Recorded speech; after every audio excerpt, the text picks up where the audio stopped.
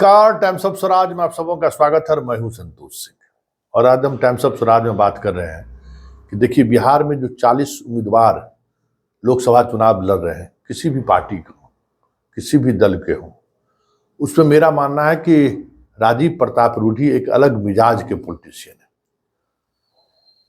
हम 98 के चुनाव से राजीव प्रताप रूढ़ी का चुनाव कैंपेन, चुनाव पॉलिसी को देख रहे हैं। 98 से नया नया पत्रकार बने थे और उसके बाद हर चुनाव में हम रूढ़ी के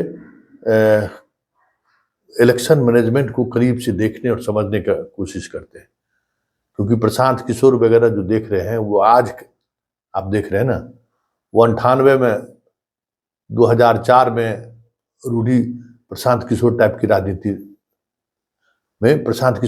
की राजनीति करते थे। कहाँ बूथ मैनेजमेंट, कहाँ किस बूथ पर क्या हो सकता है, मीडिया को कहाँ किस जगह पर ओबी वैन लगाना चाहिए जिससे एक अलग तरीके का चेहरा सामने आए, बहुत सारी चीजें वो अपने अंदाज से करते हैं।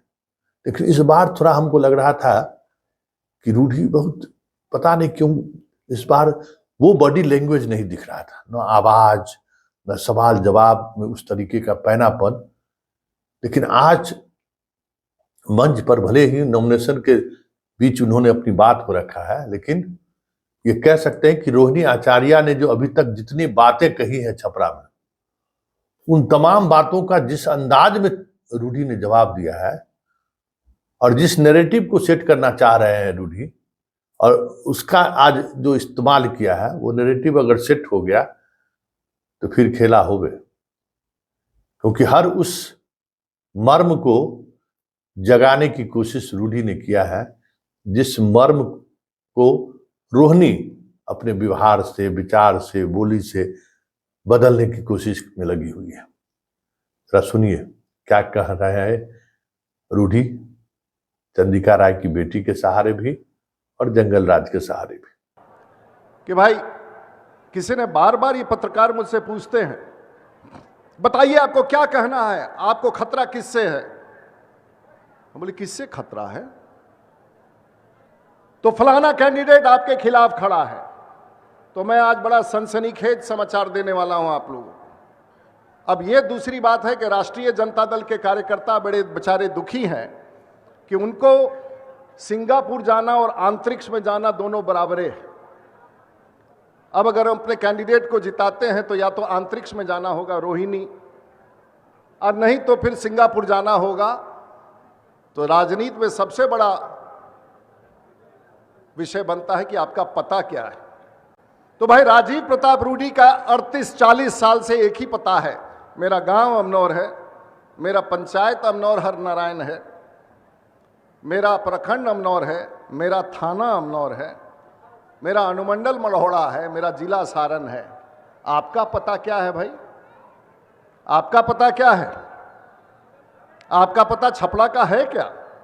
तो आज मैं आपके पास कुछ ऐसा डॉक्यूमेंट लेके आया हूं। आप कहते हैं कि छपड़ा की बेटी है, चंद्रिका जी यहां बैठे हुए हैं, बेटी तो आपकी छपड़ा की है ना, जिसके साथ आपने जो व्यवहार किया। हमें दुख होता है ये विषय छेड़ने में, लेकिन सच्चाई को कोई नहीं छिपा सकता है। आप पूछना चाहते हैं, अभी नामांकन हुआ है, राष्ट्रीय जनता दल के कैंडिडेट का नामांकन हुआ है, वेबसाइट पर यह कागज है। इनका पता क्या है? जो अपने आप को छपड़ा की बेटी कहते हैं, जो अपने आप को छपड़ा के संतान कहते हैं, उनका चुनावी पता क्या है भाई? किसी ने देखा है उठा करके? उनका चुनावी पता है।